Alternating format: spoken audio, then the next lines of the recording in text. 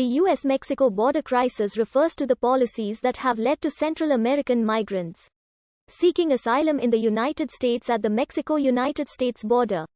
The agents of the U.S. Border Patrol, a federal law enforcement agency, are tasked with deterring, detecting, and apprehending any person crossing into the United States illegally at any point not designated as a port of entry by the Attorney General of the United States.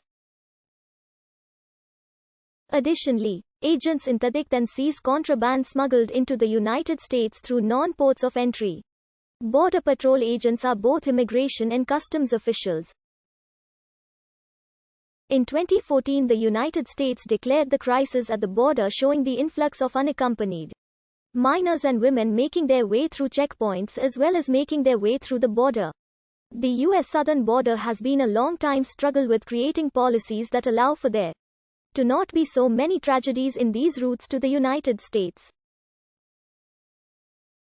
Although the unlawful immigration of Mexicans has dropped significantly, the influx of struggle can now be seen through the northern triangle of Central America, being Honduras, Guatemala, and El Salvador. These are all locations that in the 1980s the United States had involvement with the brutal regimes in these areas that have ultimately left countries ignited in violence and poverty to this day.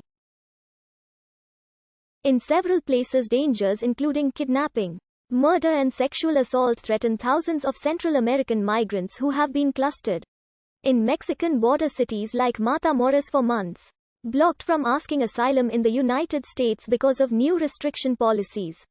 The American government and United Nations provided free transportation to return refugees to their homes in Central America, but many others who are stuck in Matamoros said that desperation had led them to consider treacherous and potentially life-threatening border crossing by charging across the river, climbing into hot and airless tractor trailers driven by human smugglers, or both. In 2019, as the Border Patrol reported, the number of migrants caught hiding in tractor trailers along the border has gone up by 40% this year, according to the Border Patrol.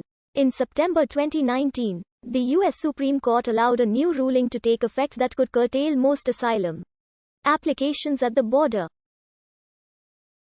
The ruling would demand that most asylum seekers who pass through another country first will be ineligible for asylum at the U.S.'s southern border. Mark A. Morgan, acting commissioner of the U.S. Customs and Border Protection, stated the ruling was set to take effect on the week of October 8, 2019. In an interview with Time, Donald Trump criticized the Obama administration for the separations immigration policy. He stated that Mexican immigrants bring crime and drugs to the United States. Trump has frequently clashed with so-called sanctuary cities, where migrants are shielded from the U.S. immigration and customs enforcement by local authorities, and has tried to deny federal funding to those cities.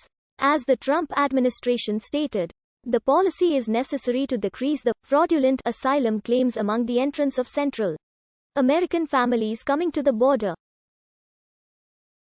The Trump administration tried to stop migrants from getting into the United States at all, asking them to take a number at the border and to wait until they are called for a chance to have their asylum cases heard. As a result, in September 2019, the U.S. Immigration Court faced over 1 million waiting for their cases to be heard, matching the highest backlog seen in the U.S.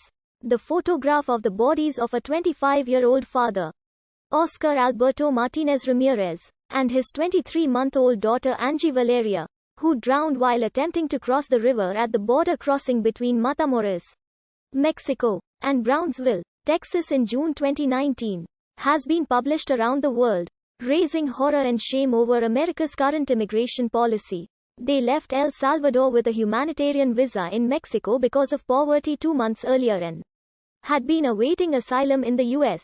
for the death of Ramirez and his daughter. Pope Francis stated that he was profoundly saddened.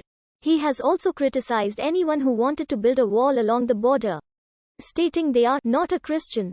In September 2019, a complaint demanding an immediate end to the government turning away pregnant asylum seekers under the Trump administration's Remain in Mexico policy was presented by the American Civil Liberties Union. The ACLU reported that a significant number of pregnant women who were returned to Mexico by the Department of Homeland Security have faced dangers in border towns because of a lack of medical care and unsafe living conditions. Also in the month, hundreds of protesters gathered in Southern California to illustrate their objection to the border crisis when Trump was visiting a section of the U.S.-Mexico border in San